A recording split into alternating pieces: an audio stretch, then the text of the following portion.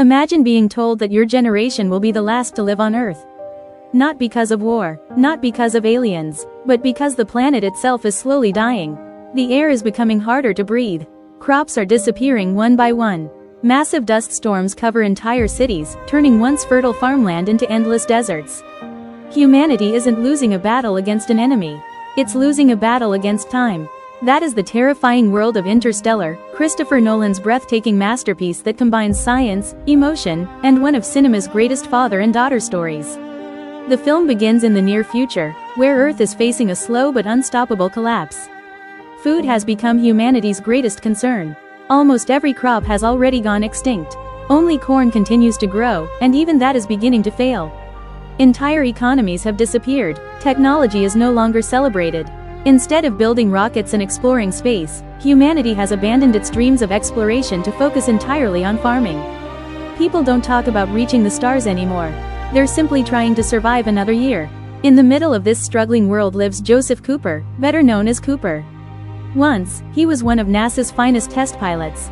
He dreamed of flying beyond Earth's atmosphere, discovering new worlds, and pushing the limits of human exploration. But those dreams belong to the past. Now Cooper spends his days working as a farmer, raising corn and trying to provide a better future for his two children, Tom and Murphy. Murphy, affectionately called Murph, shares her father's curiosity. She's incredibly intelligent for her age and constantly asks questions about the world around her. Unlike most people, she refuses to accept easy answers. One morning, Murph notices something strange inside her bedroom. Books begin falling from the shelves on their own. Dust gathers into unusual patterns across the floor. Neither Cooper nor Murph believes in ghosts, but they can't ignore what they're seeing. Most people would dismiss these strange events as coincidence. Murph believes their messages. Instead of being frightened, she starts studying the strange patterns carefully. Cooper joins her investigation. Looking closely at the dust scattered across the floor, he realizes it isn't random at all. The lines form binary code. Someone, or something, is sending coordinates. Curious, Cooper decides to follow them. The coordinates lead father and daughter to an abandoned military facility hidden far from civilization. What they discover there changes everything. The secret organization isn't abandoned. It's NASA. For years, the world's governments convinced the public that space exploration had ended forever. In reality, a small group of scientists has continued working in complete secrecy. Leading them is Professor John Brand, one of the greatest scientific minds still alive. Brand explains the horrifying truth. Earth cannot be saved. The blight destroying crops is spreading faster every year. Soon, even corn will disappear. When that happens, humanity will slowly suffocate as oxygen levels continue falling. The only hope left is leaving Earth entirely. Years earlier, scientists discovered something impossible. Near Saturn, a mysterious wormhole suddenly appeared. A shortcut through space and time. No one knows who created it. No one understands why it exists. But on the other side lie entirely different galaxies containing planets that may support human life. Before Cooper arrived, NASA had already sent 12 astronauts through the wormhole as part of the Lazarus missions. Each explorer landed on a different planet and transmitted data back to Earth. Only 3 planets showed any real signs of hope. Now NASA needs one final mission. Someone must travel through the wormhole, evaluate those worlds, and find a new home before Earth dies. Professor Brand believes Cooper is the only pilot capable of completing the mission. At first, Cooper refuses. He looks at Murph and Tom and realizes accepting the mission means leaving them behind for years. Possibly forever. Nothing matters more to him than his family. Murph overhears the conversation. She's devastated. After finally finding her father again inside NASA's secret base, she's now being told he'll leave her behind. She begs him not to go. She even believes the strange messages in her room were trying to stop him. Cooper struggles with the impossible choice. Stay with his children, and watch humanity slowly disappear. Or leave them behind, hoping his sacrifice gives them a future. Eventually, Cooper makes the hardest decision of his life. He accepts the mission. The night before departure, Murph refuses to speak to him. She feels betrayed. Cooper desperately wants to explain that he's doing this for her. But no words can erase the pain of a child who believes her father is abandoning her. Early the next morning, Cooper quietly climbs into his truck. He waits, hoping Murph will run outside to say goodbye. She never does. As he drives away from the farm, Cooper constantly glances into the rearview mirror, wishing to see his daughter chasing after him. Instead, the road remains empty. It's one of the most heartbreaking moments in the entire film, because both father and daughter believe they'll have another chance to make things right. Neither of them realizes time is about to become their greatest enemy. As Cooper arrives at NASA's launch facility, he finally meets the crew that will accompany him on humanity's most important mission. Leading the scientific team is Amelia Brand, Professor Brand's brilliant daughter. Alongside her are two experienced researchers, Doyle and Romilly, each chosen for their expertise in astronomy and planetary science. There are also two unusual crew members. They aren't human, they're highly advanced robots named TARS and Case. Unlike the cold, emotionless machines often seen in science fiction, these robots possess unique personalities. TARS, in particular, is sarcastic, witty, and surprisingly loyal, often providing comic relief during even the most dangerous situations. Soon, the massive spacecraft Endurance lifts off from Earth. As the engines ignite, Cooper watches his home planet grow smaller through the spacecraft's windows. For the first time in years, humanity is reaching for the stars again. After months of traveling through space, the crew finally reaches Saturn. Floating nearby is the mysterious wormhole. It appears as a perfectly smooth sphere, bending light in impossible ways. No one knows who placed it there. Some believe it was created by beings far more advanced than humanity. Others simply call it a miracle. Taking a deep breath, Cooper pilots the Endurance straight toward it. The moment they enter, everything changes. Space twists around them, time seems to fold in every direction. Reality itself no longer behaves normally. For a few terrifying seconds, Cooper even feels another hand touching his own through dimensions he cannot understand. Then, they're through. On the other side lies an entirely different galaxy. 3 possible worlds await them. The first destination is Miller's planet. According to data sent years earlier by astronaut Dr. Miller, this world appeared highly promising. But there is one terrifying problem.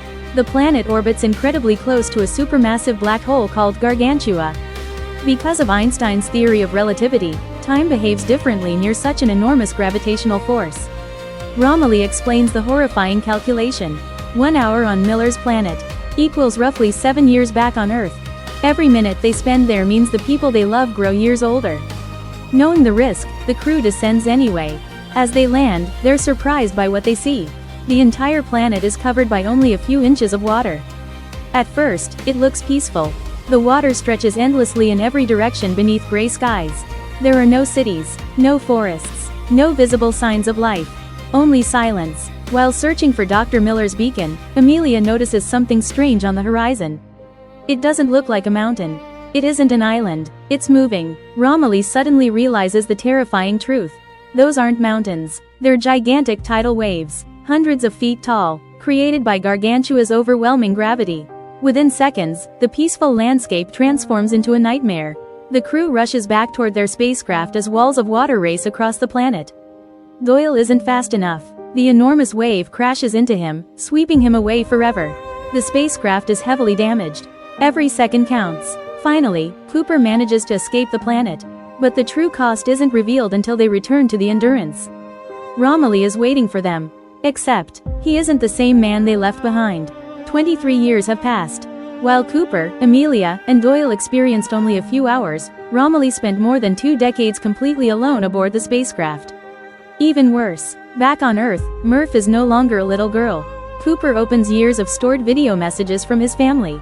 One by one, birthdays pass. His son Tom grows from a teenager into an adult. He gets married, becomes a father, loses loved ones. Entire decades of his life unfold in just a few heartbreaking minutes. Then, a message from Murph finally appears. She's now a grown woman. With tears in her eyes, she reminds Cooper that he promised to come back. She says she's now older than he was when he left Earth. For the first time, Cooper completely breaks down. He realizes that while he was trying to save humanity, he lost almost his entire life with his children. But the mission isn't over. Only 2 possible planets remain. One belongs to Dr. Edmonds. The other, to Dr. Mann. And according to all the data received on Earth, Dr. Mann's world appears to offer humanity its best chance of survival. Believing hope still exists, the crew changes course. They have no idea, they're about to meet the man who made the most dangerous decision in the entire mission. After the devastating loss of more than 23 years, the crew has very little fuel left and even less room for mistakes. Every decision from this point forward could determine whether humanity survives, or disappears forever. Their next destination is Dr. Mann's planet. Years earlier, Dr. Mann was considered the greatest scientist ever chosen for the Lazarus missions. Professor Brand himself described him as the best of us. His data suggested that his frozen world could support human life, making it humanity's strongest hope. When Cooper, Amelia, and the others arrive, they find nothing but endless ice. Towering frozen mountains stretch across the horizon. The air is deadly. The temperatures are unimaginably cold. Despite the harsh conditions, they locate Dr. Mann's emergency station and successfully revive him from cryosleep. For the first time in years, Dr. Mann sees another human face. He breaks down in tears. He hugs Cooper. He thanks the crew for coming. At first, everything seems hopeful. Dr. Mann explains that isolation nearly destroyed him emotionally, but he insists his planet still offers humanity a future. Cooper wants to believe him. After everything they've sacrificed, they desperately need some good news. But TARS begins examining the data transmitted from the planet. Something doesn't add up. The numbers don't match the environment around them. The atmosphere isn't becoming more stable. It's becoming worse. The truth slowly emerges. Dr. Mann lied. His planet was never habitable. Realizing that no rescue mission would ever come to a world that reported failure, Mann deliberately falsified his data. He knew NASA would only send help if his planet appeared promising. It was an act of pure desperation.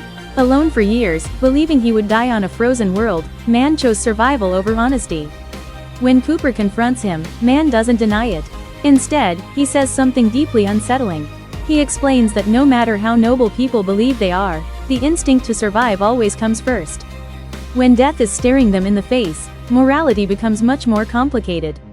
Before Cooper can react, Mann attacks him. The two men struggle violently across the icy landscape. Mann smashes Cooper's helmet, causing it to crack. Air begins escaping rapidly. Cooper struggles to breathe. His vision starts fading. For a terrifying moment, it appears that humanity's greatest pilot is about to die. Not because of an alien or a monster, but because of another human being. Thankfully, Amelia and TARS arrive just in time. Cooper survives, but Dr. Mann steals one of the landing craft and races back toward the Endurance. His plan is simple: abandon everyone else, dock with the spacecraft, escape alone. As Mann attempts to force his spacecraft onto the Endurance, Cooper desperately warns him that the docking procedure is impossible. The systems aren't aligned. One mistake will destroy everything. But Mann refuses to listen. He believes his intelligence makes him incapable of failure. Then, disaster strikes. The docking mechanism explodes. The entire front section of the Endurance is blown apart. Dr. Mann is killed instantly. The remaining spacecraft begins spinning wildly through space, completely out of control. Warning alarms echo everywhere. The station rotates faster and faster. Every second brings it closer to total destruction. Amelia believes it's over. No human pilot could possibly dock with a spacecraft spinning that fast. But Cooper refuses to give up. He climbs into the remaining shuttle and begins matching the station's rotation. The maneuver is almost impossible. TARS calculates the odds of success. Less than 1%. Ignoring the numbers, Cooper pushes the engines to their limit. The shuttle spins faster, closer, closer. At the very last second, the docking clamps connect. The impact nearly tears both spacecraft apart, but somehow Cooper succeeds.